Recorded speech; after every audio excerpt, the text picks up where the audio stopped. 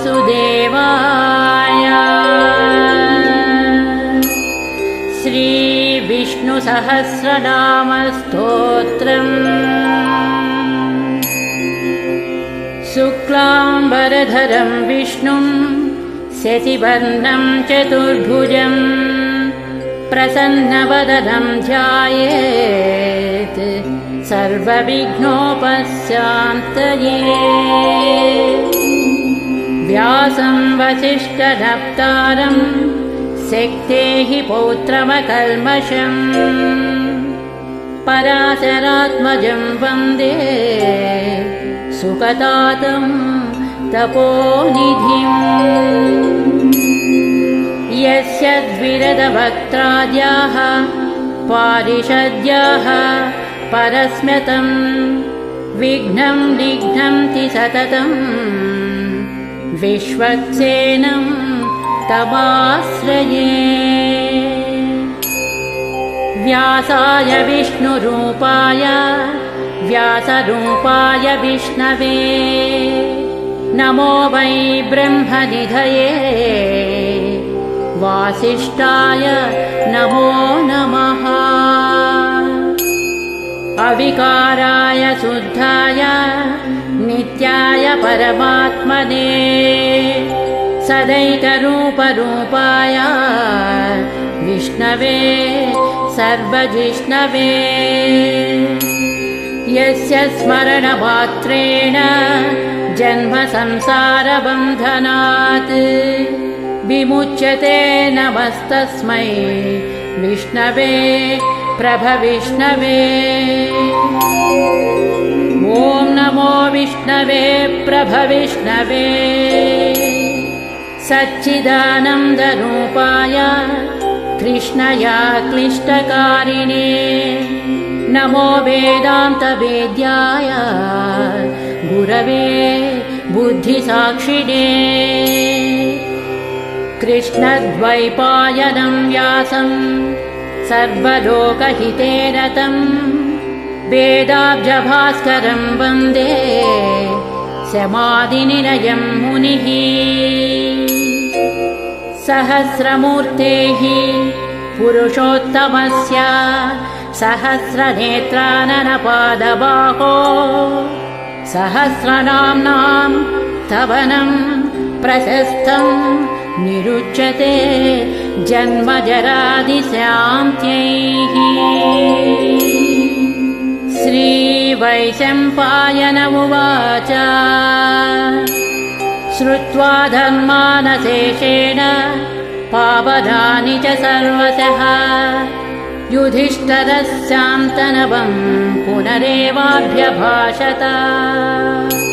युधिष्ठिर उवाच किमेकं दैवतं लोके किं वाप्येकं परायणं स्तुवन्तः कं कवचन्तः प्राप्नुयुर्मानवाः शुभम्।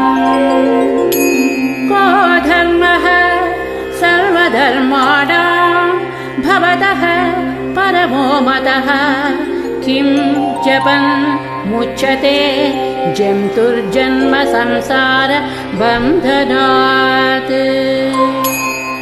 श्रीभीष्म उवाच जगत्प्रभुं देवदेवम् अनन्तं पुरुषोत्तमम् स्तुवन्नाम सहस्रेण पुरुषः शततोऽधिकः।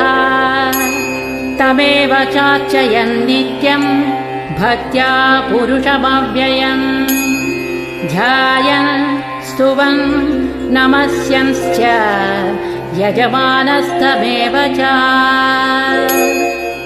अनादिनिधनं विष्णुं सर्वलोकमहेश्वरं लोकाध्यक्षं स्तुवन् नित्यं सर्वदुःखादिगो भवेत्। ब्रह्मण्यं सर्वधर्मज्ञं लोकानां कीर्तिवर्धनं लोकनाथं महद्भूतं सर्वभूतभवोद्भवम्। एष मे सर्वधर्मा बहवो मतः यद्भक्त्या पुण्डरीकाक्षं स्तवैरर्चेन्नरः सदा। परमं यो महत्तेजः परमं यो महत्तपः परमं यो महद्ब्रह्म परमं यः परायणम्। पवित्राणां पवित्रं यो मङ्गलानां च मङ्गलम् दैवतं देवतानां च भूतानां यो व्ययः पिता। यतः सर्वाणि भूतानि भवन्त्यादियुगागमे यस्मिंश्च प्रलयं यान्ति पुनरेव युगक्षये। तस्य लोकप्रधानस्य जगन्नाथस्य भूपते विष्णोर्नामसहस्रं मे शृणु पापभयापहम्। यानि नामानि गौणानि विख्यातानि महात्मनः ऋषिभिः परिगीतानि तानि वक्ष्यामि भूतये। विष्णोर्नामसहस्रस्य वेदव्यासो महामुनिः छन्दोनुष्टुप्तधा देवो भगवान् देवकी सुतः। अमृतां सुद्भवो बीजं शक्तिर्देवकी नन्दनः त्रिसामा हृदयं तस्य शान्त्यर्थे विनियुज्यते। विष्णुं जिष्णुं महाविष्णुं प्रभविष्णुं वकेश्वरम् अनेकरूपदैत्यान्तं नमामि पुरुषोत्तमम्। न्यासः अस्य श्रीविष्णोर्दिव्यसहस्रनामस्तोत्र महामन्त्रस्य श्रीवेदव्यासो भगवान् ऋषिः अनुष्टुप् छन्दः। श्रीमहाविष्णुः परमात्मा श्रीमन्नारायणो देवता। अमृतांशोद्भवो भानुरिति बीजम् देवकी नन्दनः स्रष्टेति शक्तिः। उद्भवः क्षोभनो देव इति परमो मन्त्रः। शङ्खभृन्नन्दकी चक्रीति कीलकम् शान्यधन्वागदाधर इत्यस्त्रम् रथाङ्गपाणिरक्षोभ्य इति नेत्रम् त्रिसामा सामगः सामेति कवचम् आनन्दम् परब्रह्मेति योनिः। ऋतुः सुदर्शनः काल इति दिग्बन्धः श्रीविश्वरूप इति ध्यानम्। श्रीमहाविष्णुः प्रीत्यर्थे श्रीसहस्रनाम जपे विनियोगः। ध्यानम् क्षीरोधन्वत्प्रदेशे शुचिमणिभिरसत्सैकते मौक्तिकानाम् मालाक्षुप्तासनस्थः स्फटिकमणिनिभैः मौक्तिकैर्मण्डिताङ्गः। शुभ्रैरभ्रैरदभ्रैरुपरि विरचितैर्मुक्त पीयूषवर्षैः आनन्दीनः पुनीया दरिनलिनगदा शङ्खपाणिर्मुकुन्दः। भूः पादौ यस्य नाभिर्वियदसुरनिलश्चन्द्रसूर्यौ च नेत्रे कर्णावासाः शिरोद्योर्मुखमपि दहनो यस्य वास्तेयमब्धिः। अन्तःस्थं यस्य विश्वं सुरनरखगो भोगि गन्धर्वदैत्यैः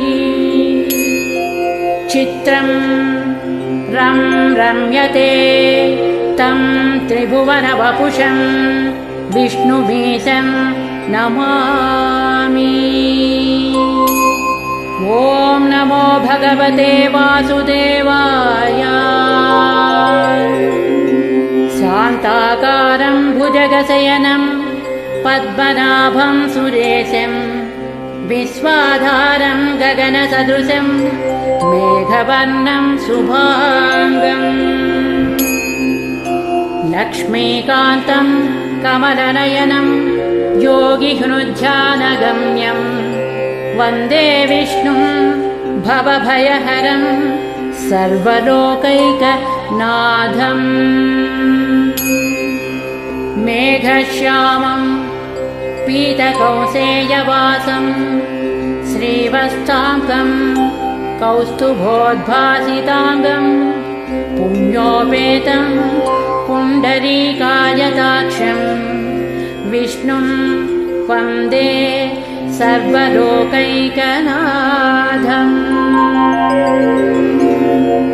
नमः समस्तभूतानाम् आदिभूताय भूभृते अनेकरूपरूपाय विष्णवे प्रभविष्णवे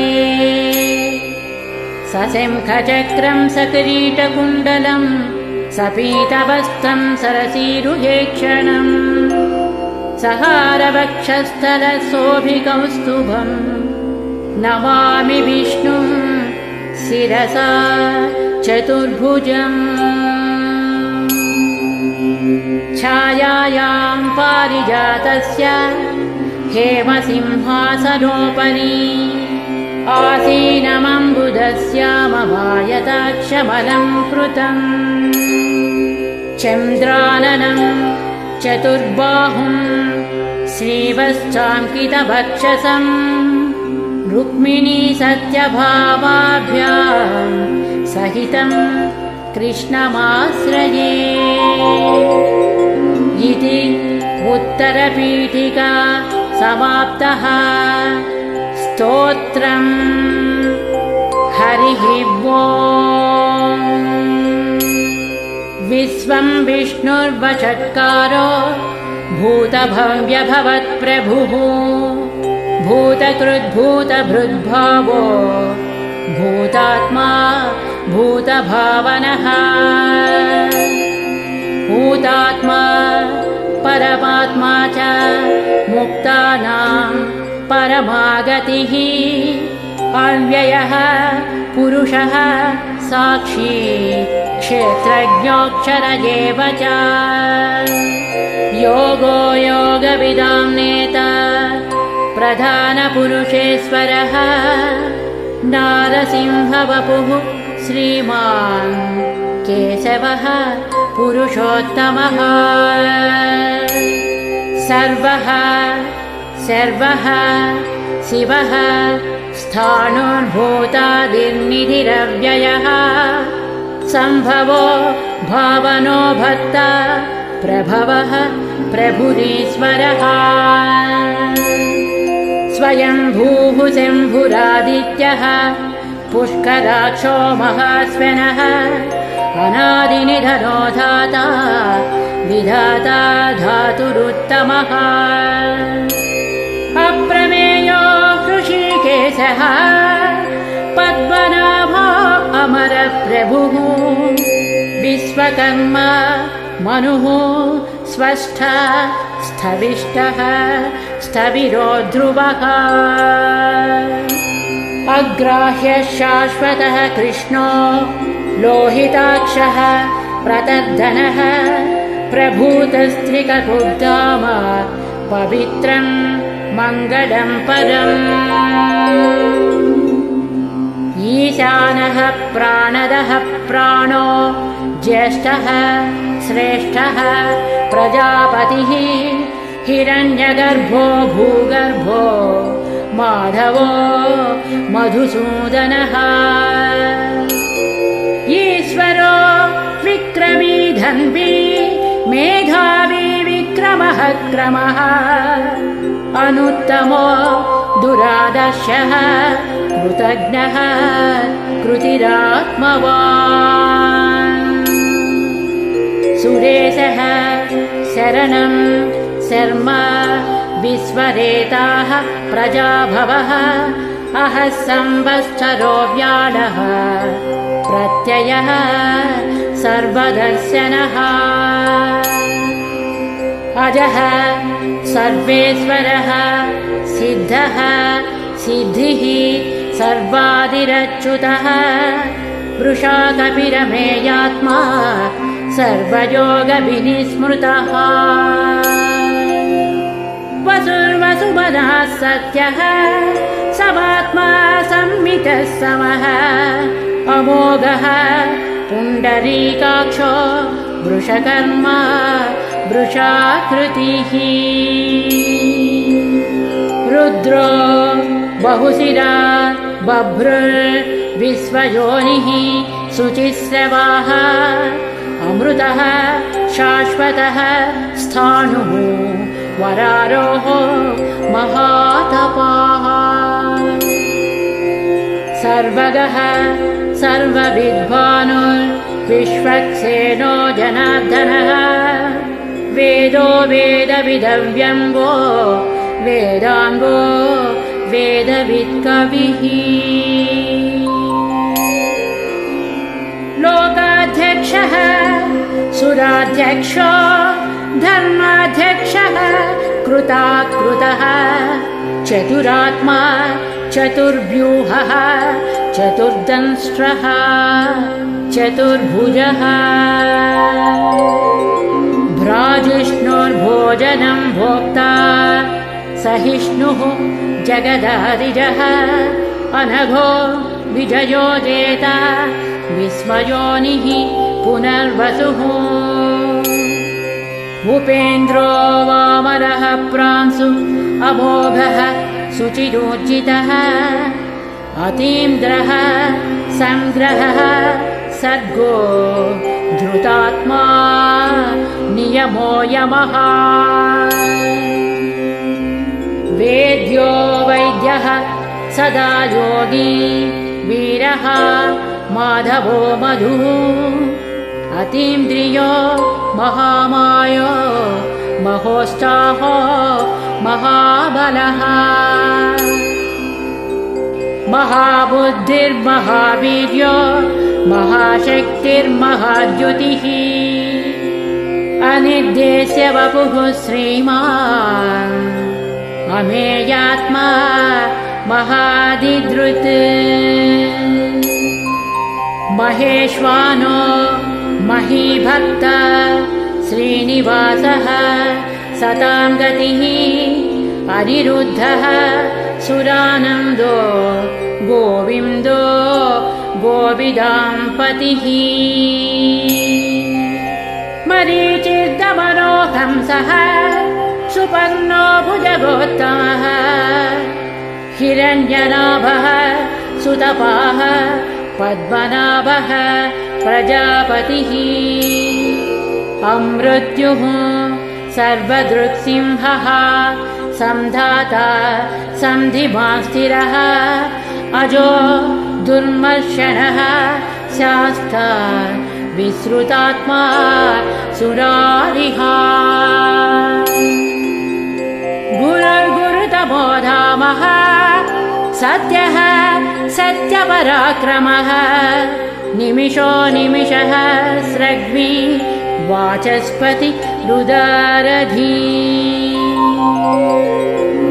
अग्रणीः ग्रामणीः श्रीमान् न्यायो नेता समीरणः सहस्रमूर्धा विश्वात्मा सहस्राक्षः सहस्रपात्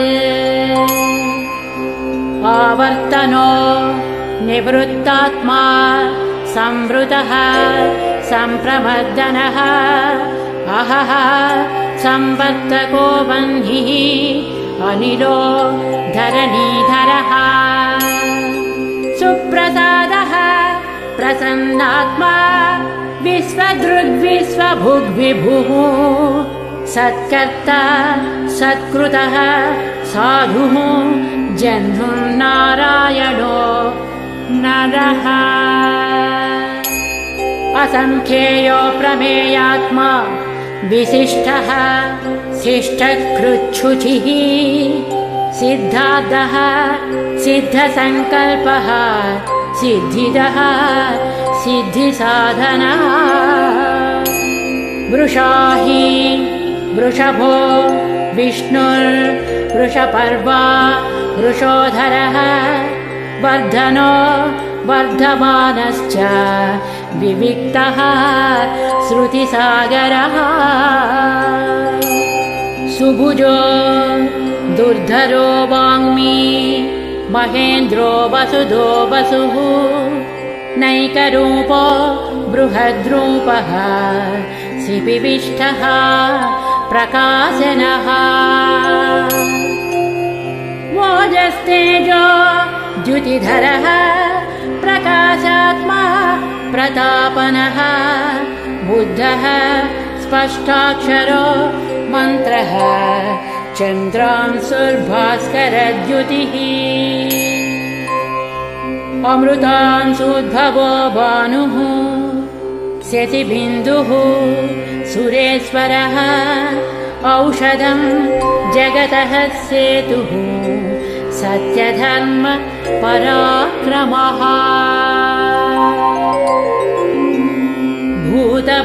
भूतभव्यभवन्नाथः पवनः पावनो नलः कामः कामकृत्कान्तः कामः कामप्रदः प्रभुः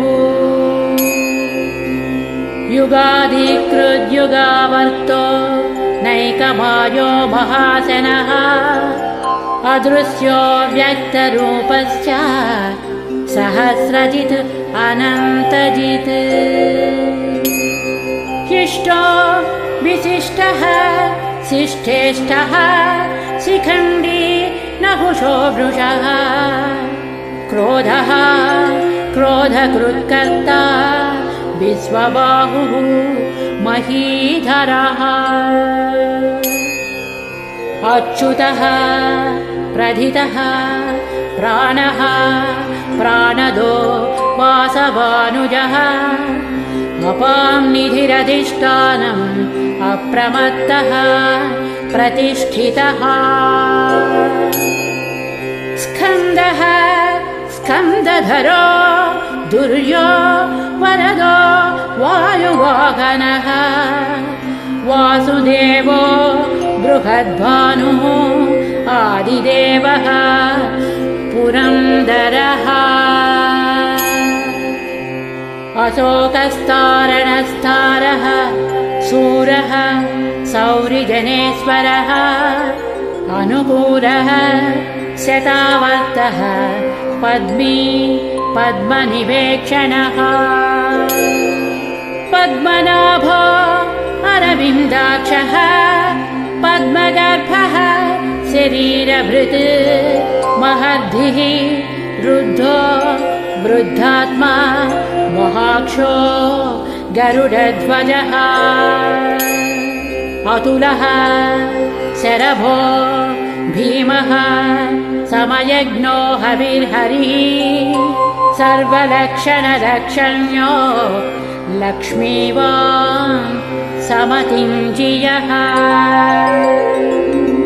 अक्षरो रोहितो मार्गो हेतुर्दामोदरः सः महीधरो महाभागो वेगवान् अमिताशनः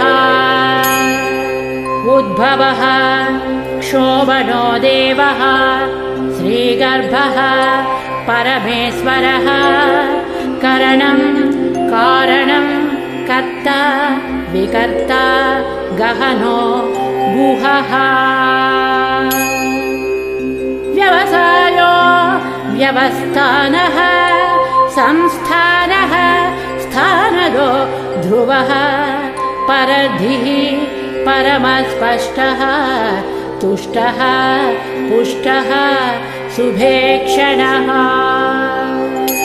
रामो विरामो विरजो मार्गो नेयो नयो नयः वीरः शक्तिमतां श्रेष्ठो धर्मो धर्मविदुत्तमः वैकुण्ठः पुरुषः प्राणः प्राणदः प्रणवः पृथुः हिरण्यगर्भः शत्रुभ्यो व्याप्तो वायुरधोक्षजः ऋतुः सुदर्शनः कालः परमेष्टि परिग्रहः उग्रः संवत्सरो दक्षो विश्रामो विश्वदक्षिणः विस्तारः स्थावरः स्थाणुः प्रमाणं बीजमव्ययम् अर्धोऽनर्धो महाकोशो महाभोगो महाधनः अनिर्विण्णः स्थविष्ठो भूः धर्मयूपो महामकः नक्षत्रनेमि नक्षत्री क्षमः क्षामः समीहनः यज्ञयुज्यो महेज्यस्य क्रतुः सत्रं सतां गतिः सर्वदर्शी विमुक्तात्मा सर्वज्ञो ज्ञानमुत्तमम् सुव्रतः सुमुखः सूक्ष्मः सुभाषः सुखदः सुहृत् मनोहरो जितक्रोधो वीरबाहुर्विदारणः स्वापनः स्ववसो व्यापी नैकात्मा नैककर्मकृत् वश्चलो वश्ची रत्नगर्भो धनेश्वरः धर्मकृद्धर्मी सदसक्षरमक्षरम् अविज्ञाता सहस्रांशुः विधाता कृतलक्षणः गभस्तिनेमिः सत्त्वस्थः सिंहो भूतमहेश्वरः आदिदेवो महादेवो देवेशो देवभृद्गुरुः उत्तरो गोपतिर्गोप्ता ज्ञानगम्यः पुरातनः शरीरभूतभृद्भोक्ता कपीन्द्रो भूरिदक्षिणः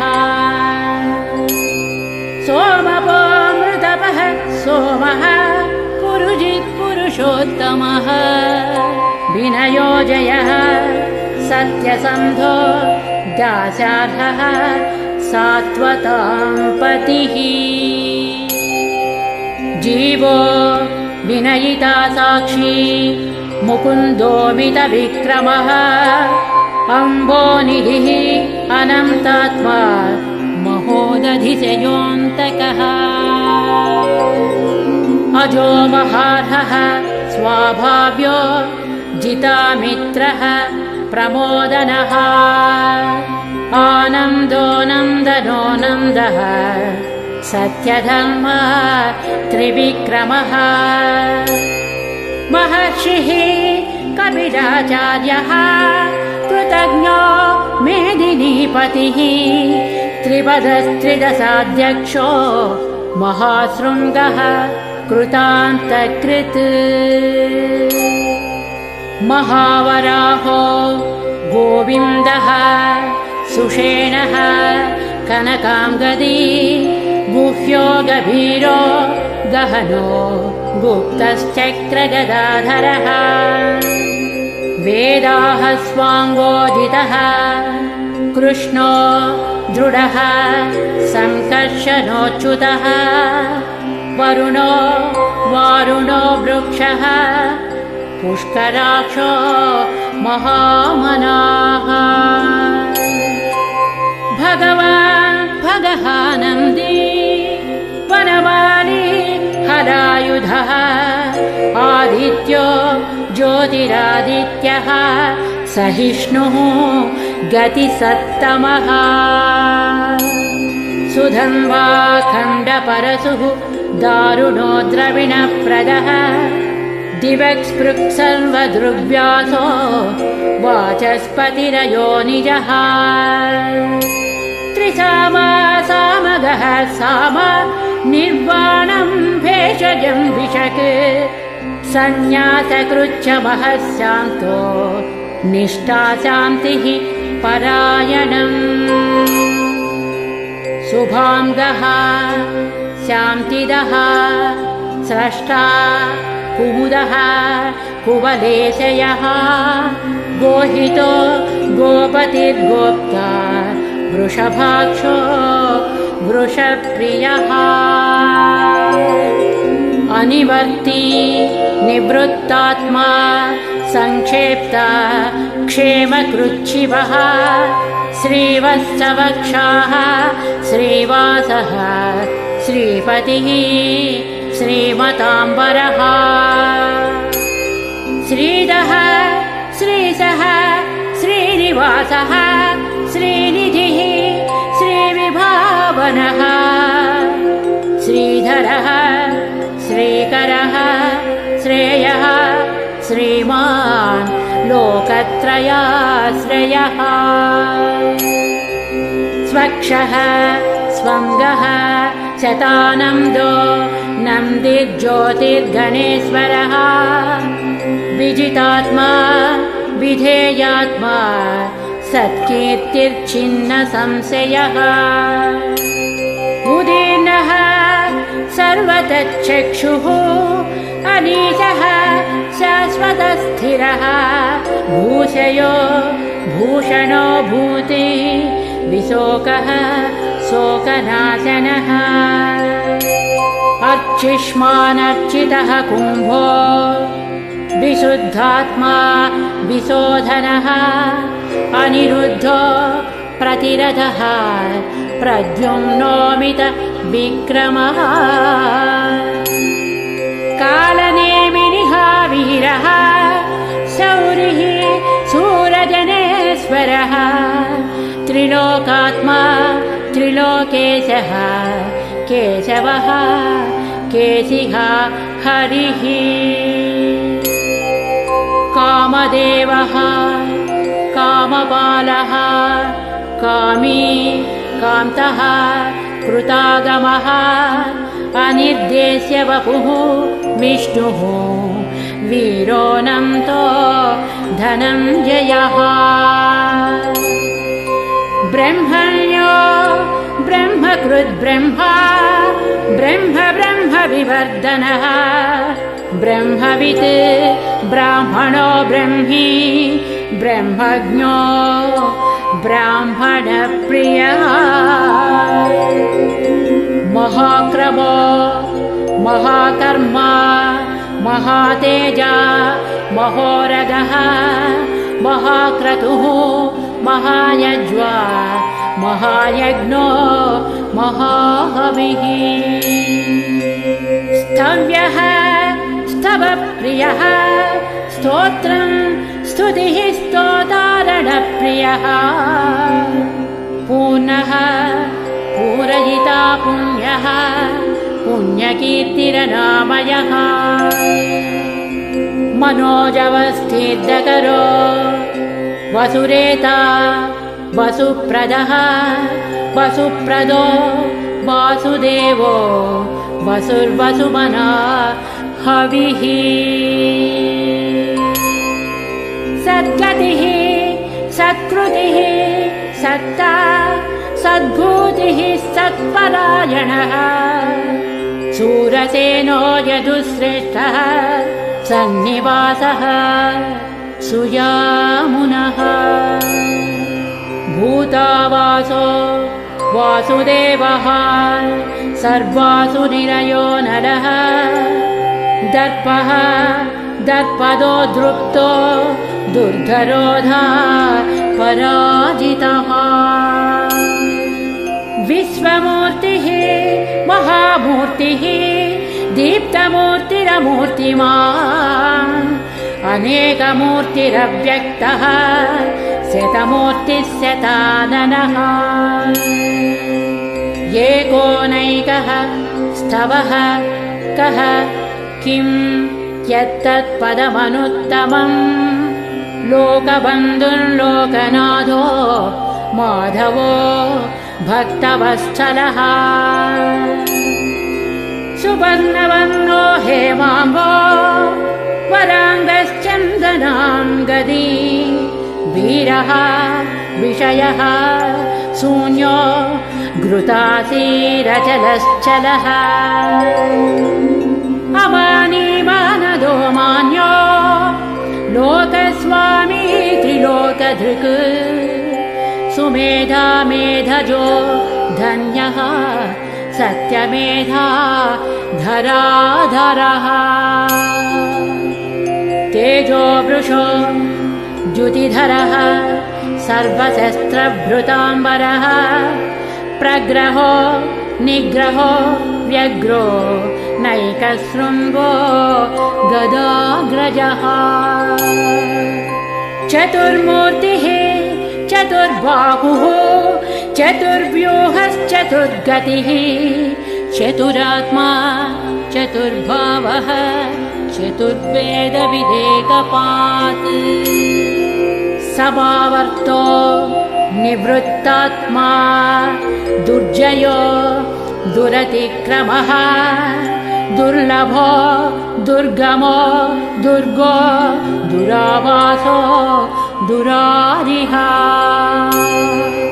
शुभाङ्गो लोकसारङ्गः स्तुतन्तु वर्धनः इन्द्रकर्मा महाकर्मा कृतकर्मा कृतागमः उद्भवः सुन्दरः सुन्दो रत्ननाभः सुलोचनः अर्को वाजसनः शृङ्गी जयन्तः सर्वविजयी सुवर्णबिन्दुरक्षोभ्यः सर्ववागीश्वरेश्वरः महाह्रदो महाकर्तो महाभूतो महानिधिः कुमुदः कुन्दरः कुन्दः पर्जन्यः पावनोऽनिलः अमृतांसोऽमृतवपुः सर्वज्ञः सर्वतो मुखः सुलभः सुव्रतः सिद्धः शत्रुजित्शत्रुतापनः न्यग्रोधोदुम्बरो अस्वद्धः चाणूरान्द्र निषूदनः सहस्रार्चिः सप्तजिह्वाः सप्तैधाः सप्तवाहनः अमूर्तिरनघोचिन्त्यो भयकृद्भयनाशनः अणुर्बृहत्तृषः स्थूलो गुणभृन्निर्गुणो महान् अधृतः स्वधृतः स्वास्यः प्राग्वंशो वंशवर्धनः भारभृत्कथितो योगी योगीशः सर्वकामदः आश्रमः श्रमणः क्षामः सुपर्णो वायुवाहनः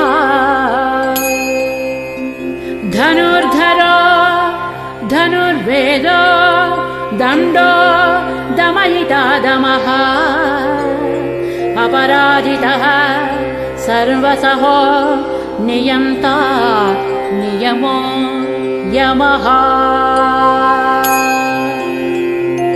सत्यवान् सात्विकः सत्यः सत्यधर्मपरायणः अभिप्रायः प्रियालोलः प्रियकृत् प्रीतिवर्धनः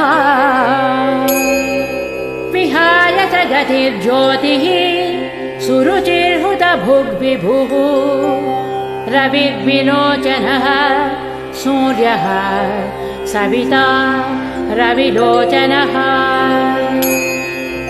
अनन्तो हुतभुग्भोक्ता सुखदो नैकदोऽग्रजः अनिर्भिन्नः सदावर्षी लोकाधिष्ठानमद्भुतः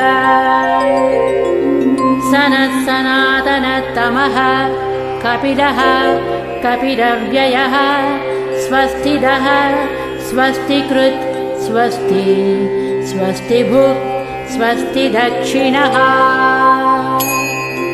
अरौद्रः कुण्डलीचक्रे विक्रमोज्जितशासनः शब्दादिगः शब्दसः शिशिरः शर्वरीकरः अक्रूरः पेशलो दक्षो दक्षिणः क्षमिणाम्बरः विद्वत्तमो वीतभयः पुण्यश्रवणकीर्तना उत्तारणो दुष्कृतिः पुण्यो दुःस्वप्ननाशनः वीरः रक्षणः सन्तो जीवनः पर्यवस्थितः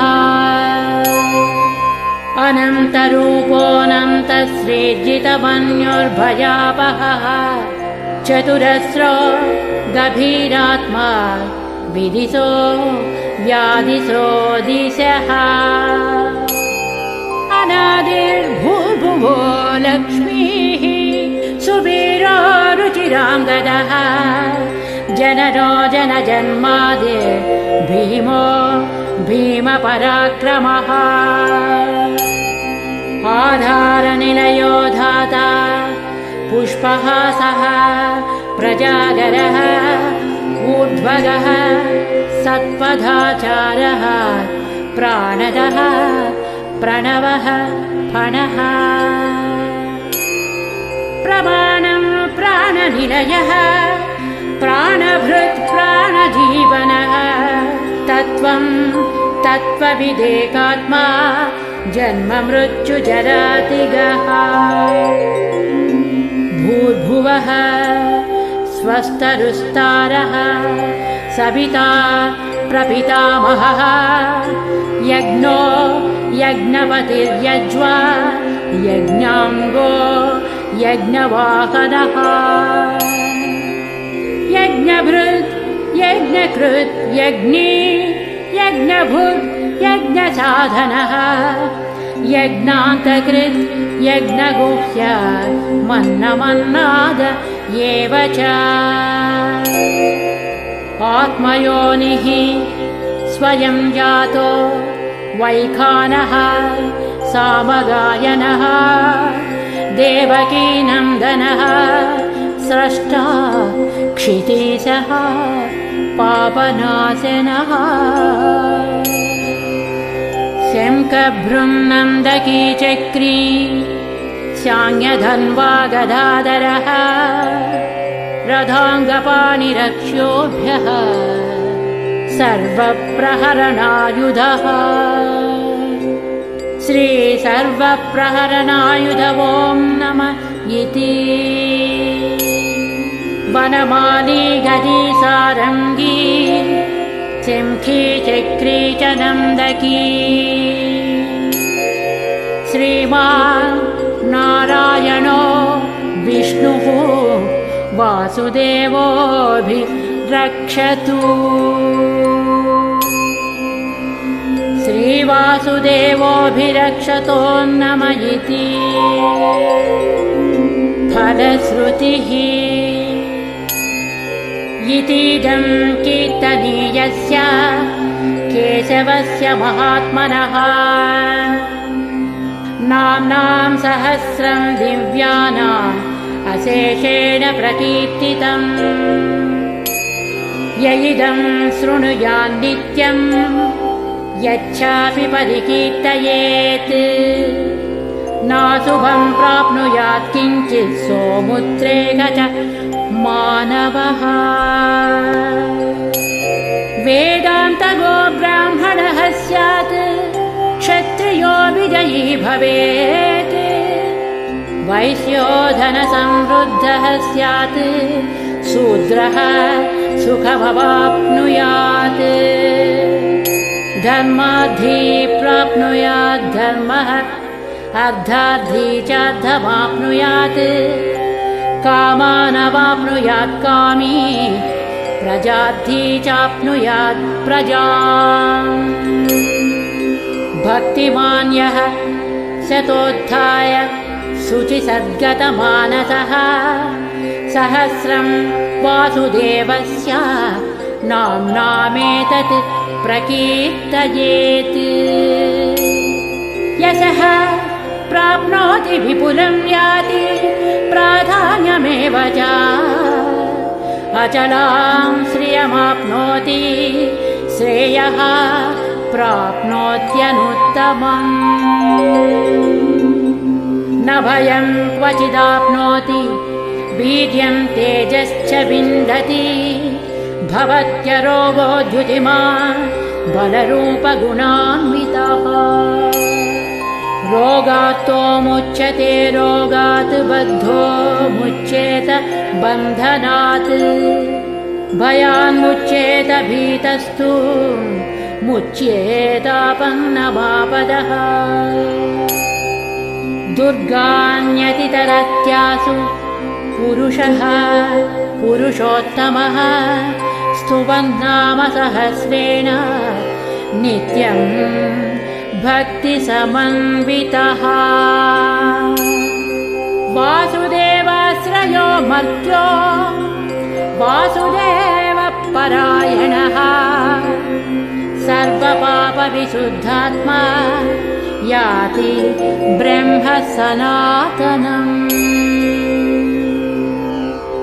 न वासुदेवभक्तानाम् अशुभं विद्यते क्वचित् जन्म मृत्युजरा व्याधिभयं नैवोपजायते। इमं स्तवमधीयानः श्रद्धा भक्तिसमन्वितः युज्येतात्मसुखक्षान्ति श्रीधृतिस्मृतिकीर्तिभिः। न क्रोधो न च माश्चर्यम् न लोभो नाशुभामतिः भवन्ति कृतपुण्यानां भक्तानां पुरुषोत्तमे। द्यौः सच्चन्द्रार्कनक्षत्रा खं दिशो भूर्महो दधिः वासुदेवस्य वीर्येण विधृतानि महात्मनः। ससुरासुरगन्धर्वं जगद्वसे वर्ततेदं कृष्णस्य सचराचरम्। इन्द्रियाणि मनोबुद्धिः सत्त्वं तेजो बलं धृतिः वासुदेवात्मकान्याहुः क्षेत्रं क्षेत्रज्ञ एव च। सर्वागमानामाचारः प्रथमं परिकल्पते आचारप्रभवो धर्मो धर्मस्य प्रभुरच्युतः। ऋषयः पितरो देवा महाभूतानि धातवः जङ्गमाजङ्गमं चेदं जगन्नारायणोद्भवम्। योगो ज्ञानं तथा साङ्ख्यं विद्याः शिल्पादिकर्म च वेदाः शास्त्राणि विज्ञानमेतत् सर्वं जनार्दनात्। एको विष्णुर्महद्भूतं पृथग्भूतान्यनेकशः त्रीन् लोकान् व्याप्य भूतात्मा भुङ्क्ते विश्वभुगव्ययः। इमं स्तवं भगवतो विष्णोर्व्यासेन कीर्तितम् पठेद्य इच्छेत् पुरुषः श्रेयः प्राप्तुं सुखानि च। विश्वेश्वरमजं देवं जगतः प्रभुमव्ययम् भजन्ति ये पुष्कराक्षं न ते यान्ति पराभवम्। न ते यान्ति पराभवो नमः इति। अर्जुनोवाच पद्मपत्रविशालाक्ष पद्मनाभसुरोत्तमा भक्तानामनुरक्तानां त्राता भवजनार्दना। श्रीभगवानुवाच यो मां नाम सहस्रेण स्तोतुमिच्छति पाण्डव सोऽहमेकेन श्लोकेन स्तुत एव न संशयः। स्तुत एव न संशयः। ॐ नमः इति। व्यास उवाच वासनाद् वासुदेवस्य वासितं भुवनत्रयम् सर्वभूतनिवासोऽसि वासुदेव नमोऽस्तु ते। श्रीवासुदेव नमोऽस्तु ते। ॐ नमः इति। पार्वत्युवाच केनोपायेन लघुना विष्णोर्नाम सहस्रकम् पठ्यते पण्डितैर्नित्यम् श्रोतुमिच्छाम्यहम् प्रभो। ईश्वर उवाच श्रीराम राम रामेति रमे रामे मनोरमे सहस्रनाम तत्तुल्यं रामनाम वरानने। श्रीरामनाम वरानन। ॐ नमः इति। ब्रह्मोवाच नमोऽस्त्वनन्ताय सहस्रमूर्तये सहस्रपादाक्षि शिरोरुबाहवे सहस्रनाम्ने पुरुषाय शाश्वते सहस्रकोटि युगधारिणे नमः। सहस्रकोटि युगधारिण ॐ नमः इति। संजय उवाच यत्र योगीश्वरः कृष्णो यत्र पार्थो धनुर्धरः तत्र श्रीर्विजयो भूति ध्रुवा नीतिर्मतिर्मम। श्रीभगवानुवाच अनन्याश्चिन्तयन्तो मां ये जनाः पर्युपासते तेषां नित्याभियुक्तानां योगक्षेमं वहाम्यहम्। परित्राणाय साधूनां विनाशाय च दुष्कृतां धर्मसंस्थापनार्थाय सम्भवामि युगे युगे। आर्ता विषण्णाः शिथिलाश्च भीता घोरेषु च व्याधिषु वर्तमानाः संकीर्त्य नारायण शब्दमात्रं विमुक्तदुःखा सुखिनो भवन्तु।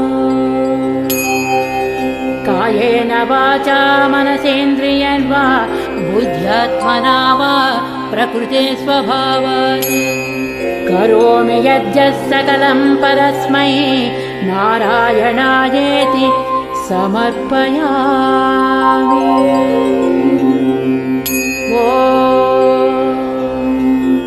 तत्सत् इति श्रीमहाभारते शतसाहस्रिकायां संहितायां वैयासिक्याम् अनुशासनपर्वान्तर्गत अनुशासनिकपर्वणि मोक्षद्वारे भीष्मयुधिष्ठिरसंवादे श्रीर्विष्णोर्दिव्य सहस्रनामस्तोत्रम् नामैकोनपञ्चशताधिकशततमोऽध्यायः। इति श्री विष्णुसहस्रनामस्तोत्र